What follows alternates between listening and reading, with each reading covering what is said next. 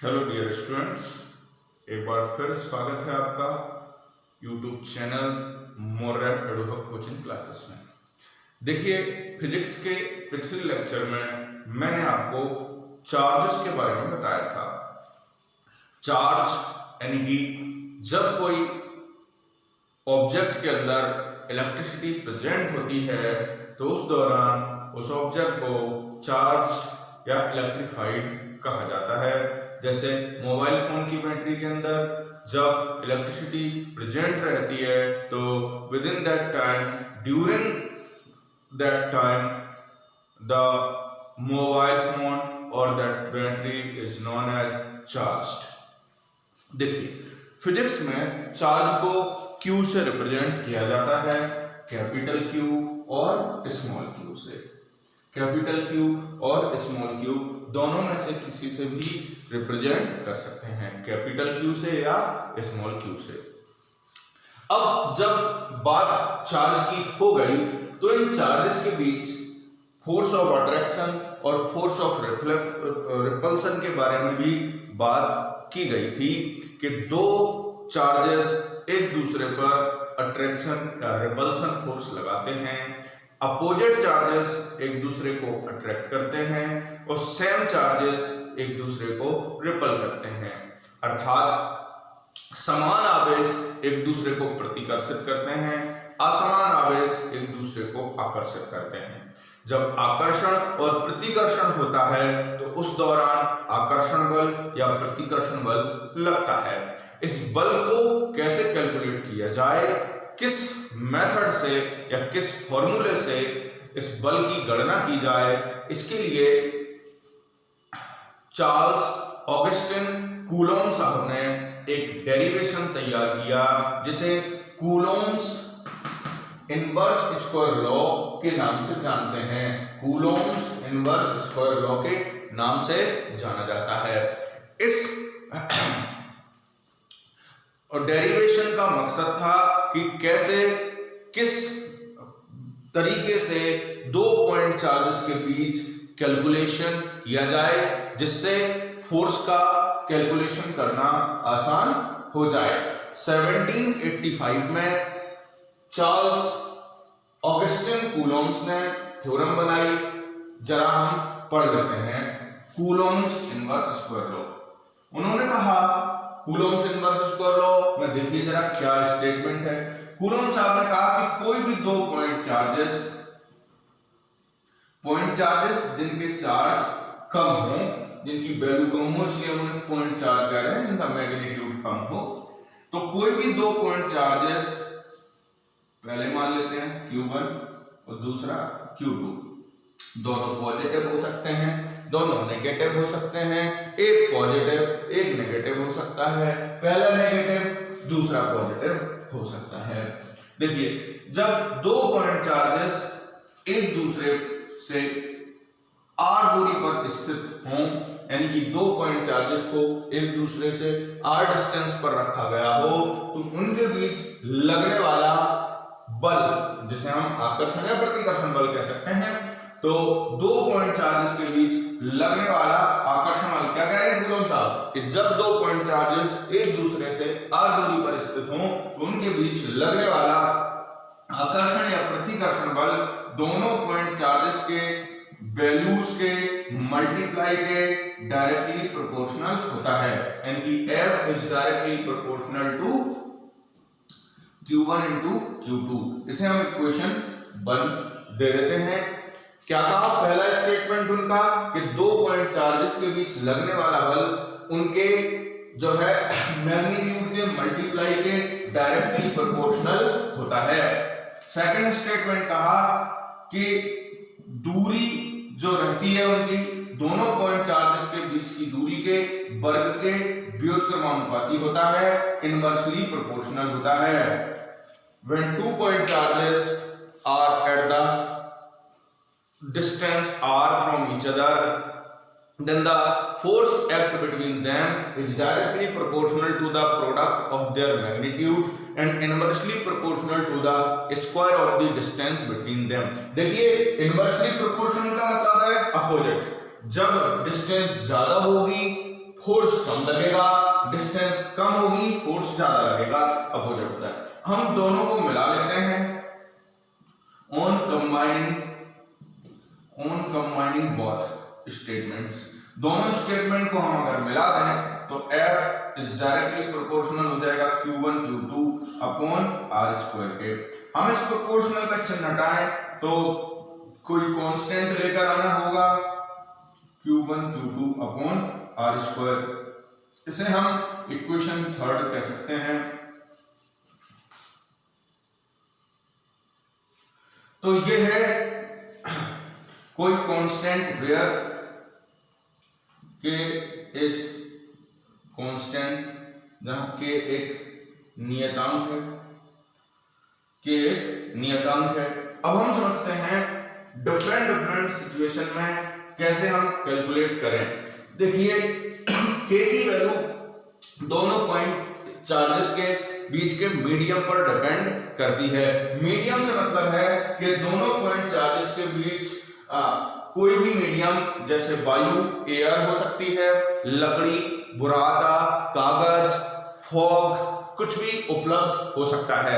तो सपोज एक point charge ये है, एक पॉइंट चार्ज ये है, दोनों एक दूसरे से r दूरी पर स्थित हैं और इस r दूरी के दौरान लकड़ी अवेलेबल है। अब इनके बीच फोर्स तो लगेगा। जब फोर्स लगेगा तो फोर्स का कैलकुलेशन इस लकड़ी के कारण अफेक्ट होगा, निश्चित तौर पर कैलकुलेशन में बदलाव आएगा। इसी प्रकार जब हम इसकी जगह कागज वगैरह रख लें, दोनों पॉइंट चार्जेस के बीच हम कागज रख लें, तो ये कागज के कारण इस पर प्रभाव पड़ जाएगा, यानी कि मीडियम का फोर्स पर निश्चित तौर पर फर्क पड़ेगा। तो F के का मान मीडियम पर डिपेंड करेगा। हम के की हेल्प से मीडियम को कैलकुलेट कर सकते, मीडियम लेकर फोर्स की वैल्यू को हम कैलकुलेट कर पाएंगे इजीली। अब देखिए, अब समझते हैं अलग अलग सिस्टम में। इन SI सिस्टम, SI पद्धति में हमारे पास कई सारी सिस्टम ऑफ यूनिट हैं, 11th में आपने पढ़ा है। SI पद्धति में क्या होगा? पहला केस, जब व्हेन एयर और वैक्यूम, कुछ नहीं है तो मान लेते हैं एयर या वैक्यूम है, वायु या निर्वात। वायु या निर्वात मतलब ना हमने कागज रखा ना लकड़ी रखी, दोनों के बीच सिंपली इस तरीके का एक गैप है जो एक दूसरे से r दूरी पर बने हुए हैं, बीच में कुछ भी नहीं है, एयर है। इस तरीके से कुछ भी यहां से हम प्रवेश करा सकते हैं। तो k का मान जब एयर और वैक्यूम हो तब k का मान 1/4 एप्सिलॉन 0 या k बराबर, इस पूरे का मान जो है 9 क्रॉस 10⁹ होता है। तो k का मान 1/4 एप्सिलॉन 0 या 9 क्रॉस 10⁹ होता है। ध्यान रहे, फोर्स का स्टैंडर्ड फॉर्मूला यही है। इसे हम बस अलग अलग सिस्टम ऑफ यूनिट में जब मेजर करेंगे तब फोर्स की वैल्यू अलग अलग निकालनी होगी, वो के पर डिपेंड करेगा। जब आपको न्यूमेरिकल मिलेंगे तो मीडियम निश्चित तौर पर क्वेश्चन में दिया रहा होगा। के का मान हम इक्वेशन थर्ड में रख दें तो हो जाएगा F इक्वल टू 1/4 एप्सिलॉन 0, के की जगह आ गया 1/4 एप्सिलॉन 0 और बाकी की वैल्यू वैसी की वैसी, या फिर हम इसे इसकी जगह 9 cross 10⁹ into Q1 Q2 upon R square लिख सकते हैं। ये इसे इक्वेशन 4 दे देते हैं। ये हमारी इक्वेशन 4 कब इस्तेमाल होने वाली है? ये इक्वेशन 4 हमारे लिए इस्तेमाल होने वाली है, हम इसे भी इक्वेशन 4 दे सकते हैं, नो प्रॉब्लम। देखें, ये हम यूज करेंगे जब SI सिस्टम की बात करेगा कि SI सिस्टम में फोर्स को कैलकुलेट करके दो, मीडियम जब एयर या वैक्यूम हो। अब आपके मन में क्वेश्चन आएगा कि सर मीडियम एयर या वैक्यूम के अलावा कोई और हो तो कैसे कैलकुलेट करेंगे? तो जरा उसका भी हम उपाय देख लेते हैं। फॉर अदर मीडियम, अन्य माध्यम के लिए, फॉर अदर मीडियम, अन्य माध्यम के लिए क्या करना होगा, k बराबर हमें लेना होता है 1/4πε0a। क्या लेना होता है, 1/4πε0a, जो मीडियम के अकॉर्डिंग a डिफरेंट हो जाएगा। पुट इन इक्वेशन थर्ड में ही रखना है, तो क्या हो जाएगा, k की जगह 1/4πε0a into q1 q2 upon r²। हम शॉर्टकट में यदि ε0a को केवल एप्सिलॉन दे दें तो f बराबर हो जाएगा, देन f इक्वल टू हो जाएगा 1/4π, इस पूरे ε0 को हम क्या कर दें, एप्सिलॉन दे दें into q1 q2 upon r²। इसे इक्वेशन 5 दे दीजिए। यहां पर epsilon is called absolute permeability, absolute permeability. निरपेक्ष विद्युतशीलता कहलाता है, यह डिपेंड करता है निरपेक्ष मान पर माध्यम के, निरपेक्ष विद्युतशीलता। अब फिर आपके मन में एक प्रश्न आ रहा होगा कि सर ये तो आप एसआई सिस्टम में हमें मेजर करके दे रहे हैं, तो बिल्कुल जब एसआई सिस्टम में मेजर करने को बोलेगा आपको तो k की वैल्यू इस तरीके से लेना है अदर मीडियम के लिए, और एयर और वैक्यूम के लिए ये वैल्यू लेनी है। अब समझते हैं आगे। अगर सीजीएस सिस्टम की बात करें तो इन सीजीएस सिस्टम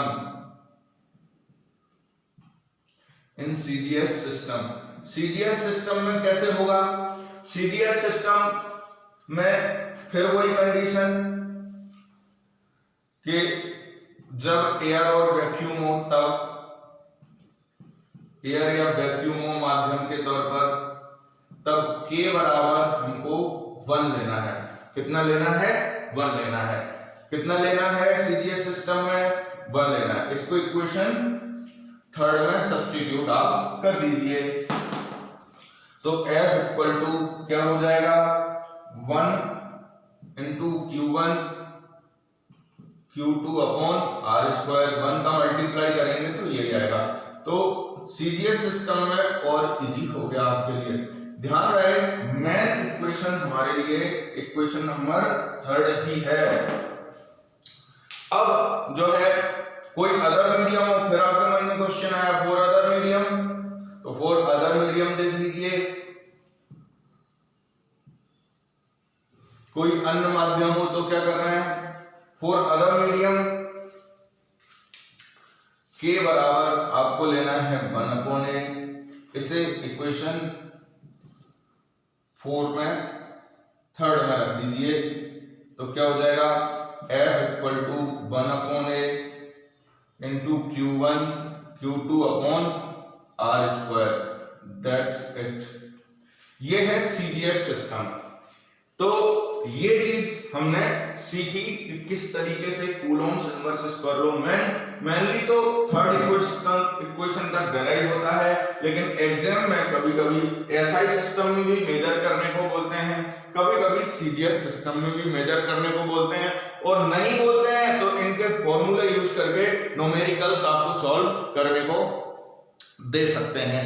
चलिए अब हम समझते हैं इसके बेस पर यूनिट चार्ज की डेफिनेशन। तो यूनिट चार्ज की डेफिनेशन हम इक्वेशन नंबर 4 से निकालेंगे। अब देखिए यूनिट चार्ज,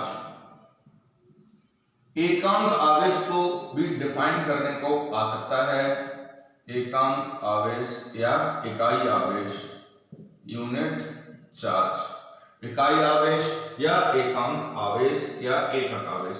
यूनिट चार्ज क्या होता है, यूनिट मतलब जिसकी वैल्यू 1 होती हो, तो वैल्यू कब 1 होगी, यानी कि Q1 की वैल्यू या Q2 की वैल्यू क्या होनी चाहिए, 1 होनी चाहिए। देखिए जरा, जब सेम मैग्नीट्यूड के 2 पॉइंट चार्जेस यानी कि Q1 Q2 बराबर मान लेते हैं Q से मतलब यहां माना है।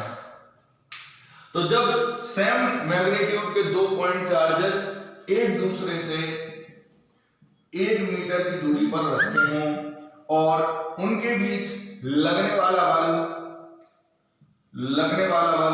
9 क्रॉस 10⁹ का हो, तो उन्हें पॉइंट चार्ज या यूनिट चार्ज के नाम से जानते हैं। फिर समझिए कि जब दो पॉइंट चार्जेस एक दूसरे से 1 मीटर की दूरी पर रखे हों और उनके बीच लगने वाला बल 9 क्रॉस 10⁹ का हो, और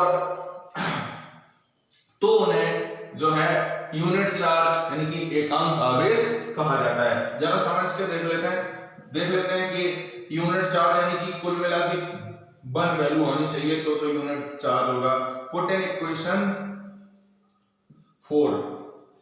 लगने वाला बल, तो यहां इसकी बात कर रहे हैं, वो कितना होना चाहिए? लगने वाला बल कितना होता है यूनिट चार्ज के लिए? 9 क्रॉस 10⁹। इधर भी कितना दे रखा है? 9 क्रॉस 10⁹। Q1 की वैल्यू Q, Q2 की वैल्यू Q, R स्क्वायर बोले तो 1 का स्क्वायर। R कितना लिया हमने? 1 मीटर। इससे ये कैंसिल हो जाएगा 1 टाइम, तो यहाँ 1 बचा। Q स्क्वायर अपॉन 1 का स्क्वायर 1 होगा, इसका इसमें गुणा हो जाएगा यानी कि Q स्क्वायर बराबर 1 हो जाएगा। Q बराबर √1 हो जाएगा यानी कि Q बराबर 1। तो यूनिट चार्ज जिसकी वैल्यू कितनी हो, जिसका मैग्नीट्यूड कितना हो? 1 हो। तो जब दो पॉइंट चार्जेस एक दूसरे को 9 क्रॉस 10⁹ के बल से आकर्षित या प्रतिकर्षित कर रहे हों और वो एक दूसरे से 1 मीटर की दूरी पर रखे गए हों, तो उन पॉइंट चार्जेस